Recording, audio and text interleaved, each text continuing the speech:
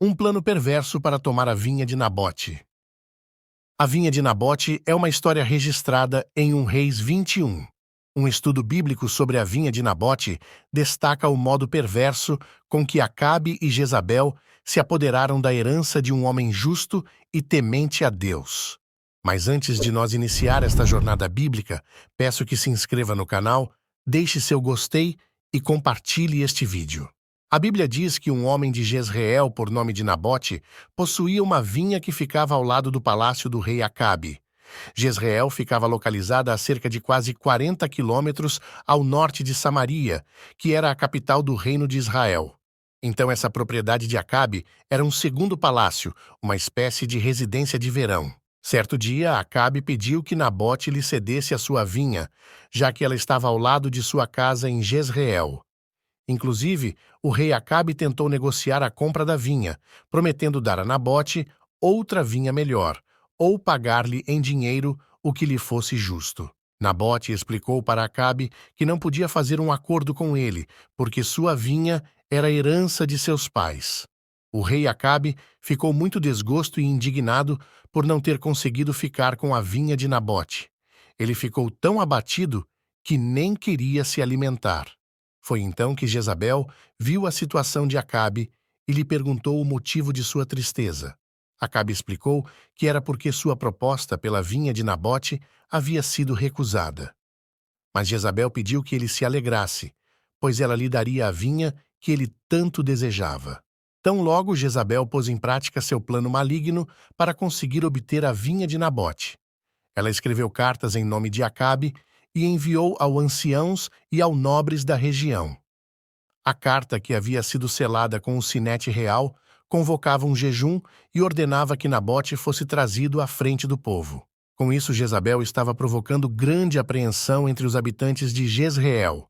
Isso porque, ao convocar um jejum, ela estava indicando ao povo que todos estavam diante de uma crise iminente causada por uma grande transgressão. Então Jezabel também providenciou que 2 homens maus testemunhassem falsamente contra Nabote. A lei mosaica determinava que uma acusação precisava ser sustentada por pelo menos 2 testemunhas. Os 2 homens acusaram Nabote de blasfemar contra Deus e contra o rei.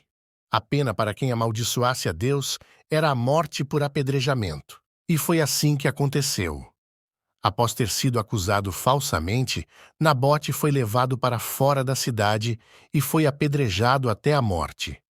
Além disso, os filhos de Nabote também foram mortos, garantindo que não houvesse mais nenhum herdeiro da vinha vivo.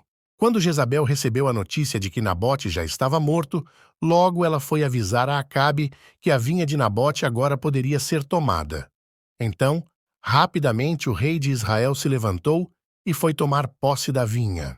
Naquele contexto, veio a palavra do Senhor ao profeta Elias.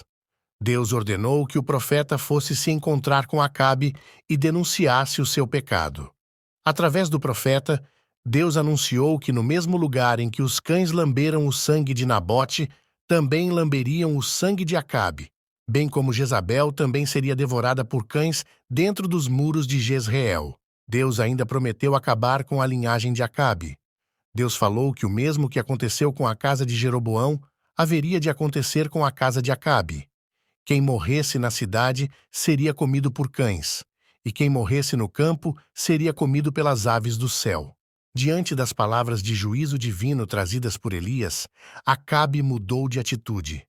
Ele ficou apavorado, rasgou suas vestes e cobriu-se de pano de saco. No Antigo Testamento, esse comportamento era característico de profunda humilhação, lamentação e arrependimento. Então, de forma misericordiosa, Deus olhou para a humilhação de Acabe.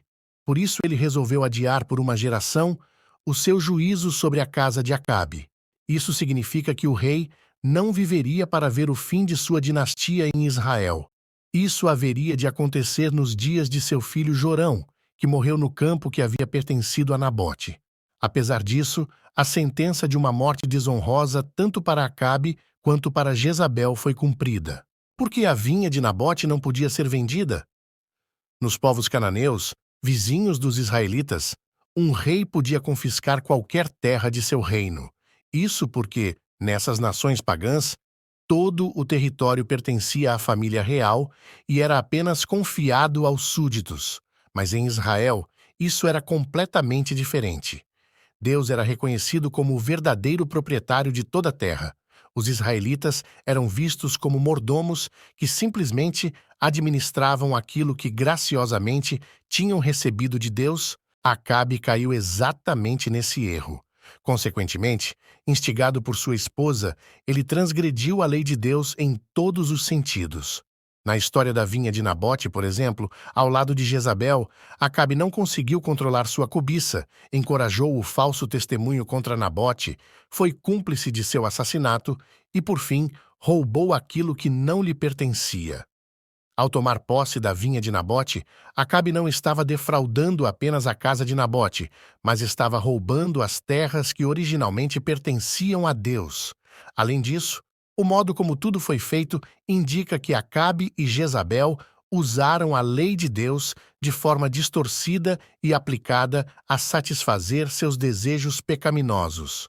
Nabote foi morto nos parâmetros da lei ao ser acusado de blasfêmia contra Deus. Então, amados, antes de cobiçar algo de alguém, lembre que foi dado por Deus.